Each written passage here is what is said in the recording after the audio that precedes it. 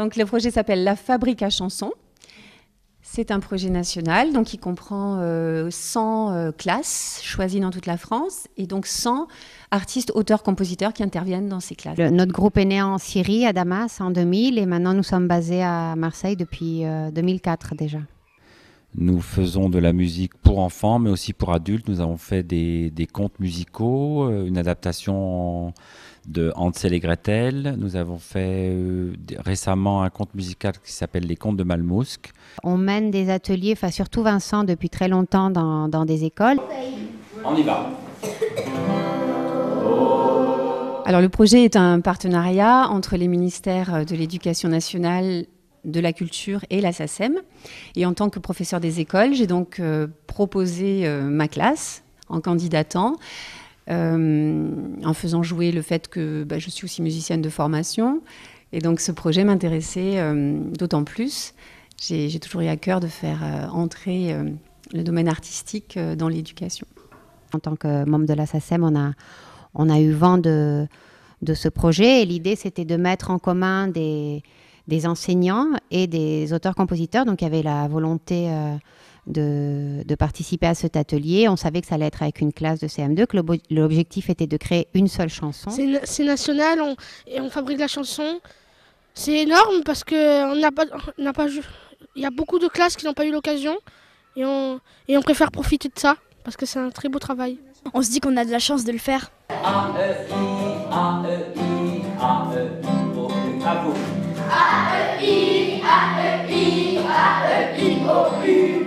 Rose Sauvagine, c'est le nom de notre quartier. Et comme c'est le nom de notre quartier, ils ont voulu qu'on prenne ça comme le nom de la chanson. La petite histoire, c'est que nous, quand on nous a dit qu'on allait intervenir dans une école qui s'appelle Rose Sauvagine, on a pensé que c'était une femme. Puis on s'est rendu compte que non, en fait, c'était l'assemblage de deux quartiers. On s'est dit que ce serait bien de partir de ce lieu et de raconter une histoire qui a pu se passer dans ce lieu. On s'est renseigné, on a rencontré le directeur du centre social. Il nous a dit qu'avant, il n'y a pas si longtemps que ça, finalement, il y avait des champs ici. Et puis les immeubles sont arrivés dans les années 70-80 et aussi le métro est arrivé. Donc on a eu l'idée de faire cette chanson, de la transformation du quartier.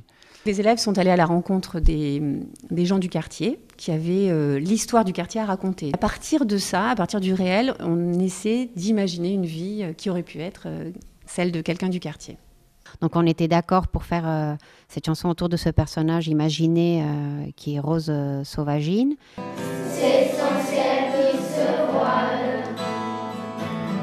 Elle sera seule au monde.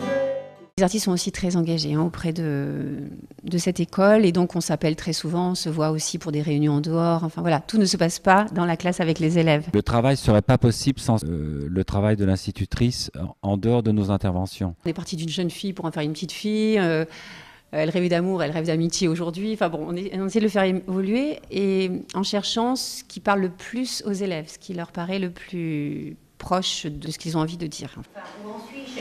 Tu lis jusqu'à la première virgule, après jusqu'à la deuxième virgule, et ainsi de suite. Les enfants découvrent tout le travail que ça représente de réécrire sans cesse un texte pour affiner l'idée qu'on veut décrire, l'émotion qu'on veut transmettre. Ils rencontrent des artistes, des professionnels, donc ils découvrent le monde culturel.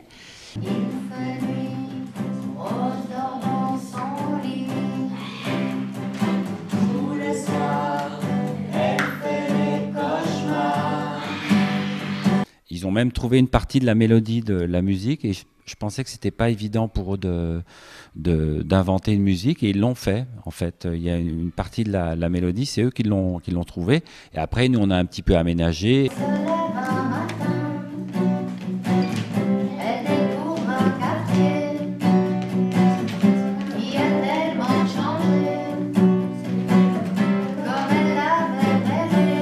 Je sens que ça les fait rêver, parce qu'ils sont vraiment dans la créativité.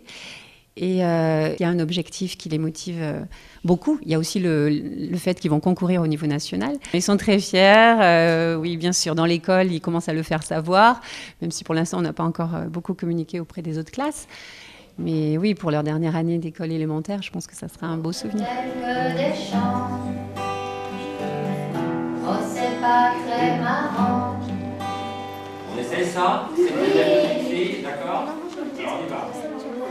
On est tous engagés en fait dans un projet ensemble et c'est vrai que je pense qu'on n'a pas fini de vivre cette aventure, hein, ce n'est que le début, mais je pense que ça sera riche pour, aussi bien pour eux que pour moi.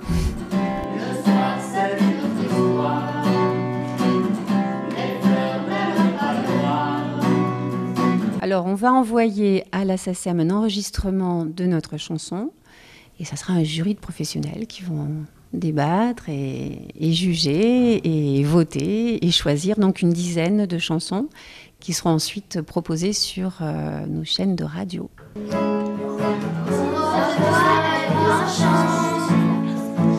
il y a plein d'enfants et de grandes glissades.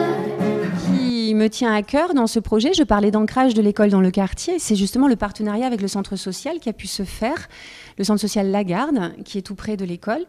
J'en suis ravie parce que voilà, j'ai trouvé un directeur très attentif à ce qui se passait aussi dans l'école et on nous demande de plus en plus de créer des partenariats locaux. Donc voilà, je trouve une belle réussite. Le centre social a décidé de mettre en valeur notre travail en le proposant sur son site internet. Donc les familles pourront voir ce que nous faisons en classe avec les enfants, avec les artistes. Et bien sûr, on est aussi en train de chercher ensemble comment proposer une scène pour les enfants qui pourrait aussi mettre en valeur des personnes du centre social. Enfin voilà, je pense que c'est un fruit très positif de ce projet. Oh, sauvage.